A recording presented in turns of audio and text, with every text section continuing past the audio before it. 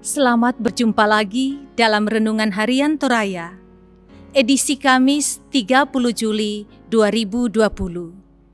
Bacaan kita terambil dari Filipi pasal 4, ayat 10 sampai 20. Sebelumnya, mari kita satu di dalam doa. Kita berdoa.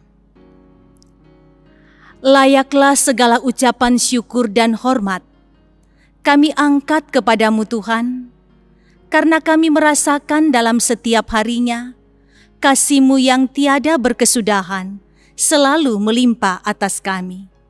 Kami bersyukur bahwa Engkau memberikan kesempatan bagi kami untuk membaca dan mendengarkan akan firman-Mu. Roh Kudus jamah hati kami, semoga firman yang hendak kami baca dan dengarkan membangun iman kami. Bersabdalah Tuhan, umat-Mu telah sedia mendengarkan firman-Mu. Dalam Kristus Yesus kami berdoa. Amin.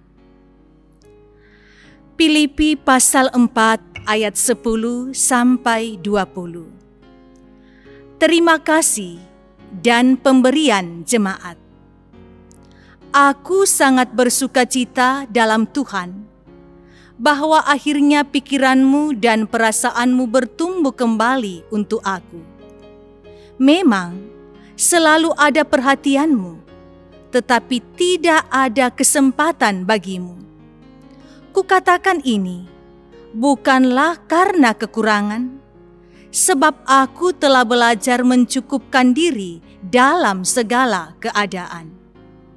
Aku tahu apa itu kekurangan, dan aku tahu apa itu kelimpahan. Dalam segala hal dan dalam segala perkara, tidak ada sesuatu yang merupakan rahasia bagiku, baik dalam hal kenyang maupun dalam hal kelaparan, baik dalam hal kelimpahan maupun dalam hal kekurangan. Segala perkara dapat kutanggung di dalam Dia yang memberikan kekuatan kepadaku. Namun, baik juga perbuatanmu, bahwa kamu telah mengambil bagian dalam kesusahanku. Kamu sendiri tahu juga, hai orang-orang Filipi, pada waktu aku baru mulai mengabarkan Injil, ketika aku berangkat dari Makedonia, tidak ada satu jemaat pun yang mengadakan perhitungan hutang dan piutang dengan aku selain daripadamu. Karena di Tesalonika pun kamu telah 1-2 kali mengirimkan bantuan kepadaku. Tetapi yang kuutamakan bukanlah pemberian itu, melainkan buahnya yang makin memperbesar keuntunganmu. Kini, aku telah menerima semua yang perlu daripadamu, malahan lebih daripada itu. Aku berkelimpahan, karena aku telah menerima kirimanmu dari Epafroditus, suatu persembahan yang harum, suatu korban yang disukai dan yang berkenan kepada Allah. Allahku akan memenuhi segala keperluanmu menurut kekayaan dan kemuliaannya dalam Kristus Yesus. Dimuliakanlah Allah dan Bapa kita selama-lamanya. Amin. Dari bacaan kita, tema renungan kita adalah cukup, atau dalam bahasa Toraja, siagimo. Persidangan PWGT di Makassar memberikan perhatian yang sangat serius soal perilaku sekarang ini yang pada faktanya cenderung mengarah kepada kerakusan. Karena itu, persidangan membuat keputusan tentang membangun budaya keugaharian. Pada bagian perikop ini menekankan bahwa sebab aku telah belajar mencukupkan diri dalam segala keadaan. Aku tahu apa itu kekurangan, dan aku tahu apa itu kelimpahan. Dalam segala hal dan dalam segala perkara, tidak ada sesuatu yang merupakan rahasia bagiku, baik dalam hal kenyang maupun dalam hal kelaparan, baik dalam hal kelimpahan maupun dalam hal kekurangan. Hidup cukup bukanlah sebuah perkara yang gampang dan langsung jadi, namun perlu upaya bersengaja mempelajari dan melatihnya. Rasul Paulus menyaksikan pengalaman imannya kepada setiap orang percaya yang disanggupkan untuk menikmati keadaan cukup dalam diri dan kehidupannya.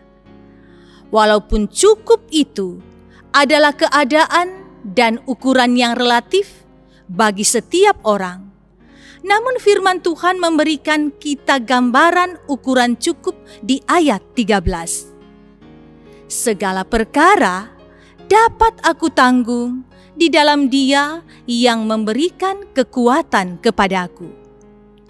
Segala perkara yang dimaksud digambarkan dengan dua keadaan yang berlawanan, kekurangan dan kelimpahan, kenyang dan lapar. Periksalah diri Anda.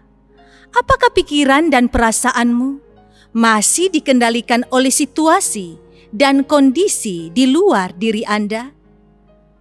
Mari belajar seperti Rasul Paulus, belajar mencukupkan diri dalam segala keadaan.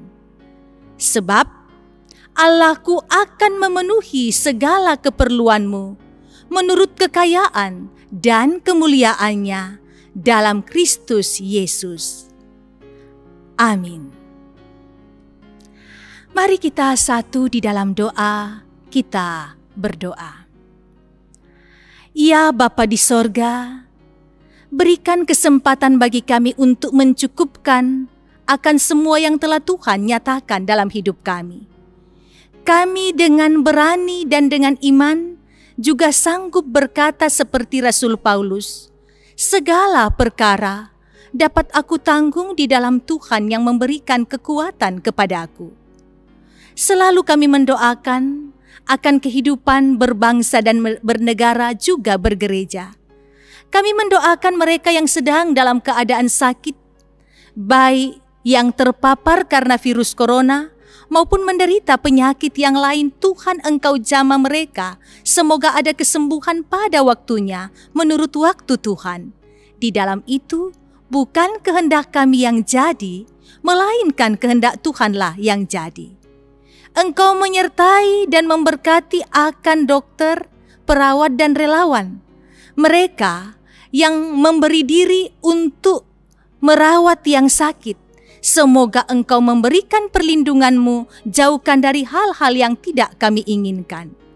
Berkatilah juga pemerintah kami, tetap setia mengarahkan bangsa Indonesia untuk tetap hidup dalam pola hidup sehat dan bagaimana menjaga akan keadaan bangsa dan negara kami. Semoga perekonomian tidak semakin terpuruk di masa-masa pandemi corona. Sertai kami sejauh hari ini. Semoga apa yang baik, yang Tuhan kenan itu yang kami lakukan dalam hidup kami. Sedapat mungkin jauhkan kami dari hal-hal menyakiti hati Tuhan dan menyakiti hati sesama kami. Kami tetap berdoa, berikan pengharapan kepada korban banjir yang ada di Mamasa. Semoga mereka dikuatkan iman dalam menghadapi akan pemulihan kondisi yang terjadi di sana. Terima kasih untuk perhatian banyak pihak. Berikan semangat bagi saudara-saudara kami di sana untuk selalu tahu menaruh pengharapan kepada Tuhan. Bapa di sorga, kami serahkan hidup kami, bentuklah menurut kehendak-Mu. Doa ini selalu kami bawa hanya dalam satu nama yang kuasa, Yesus Kristus, Tuhan dan Juru Selamat kami yang hidup. Amin. Demikian ibadah kita pada hari ini. Terima kasih, Tuhan memberkati. Salam sehat selalu.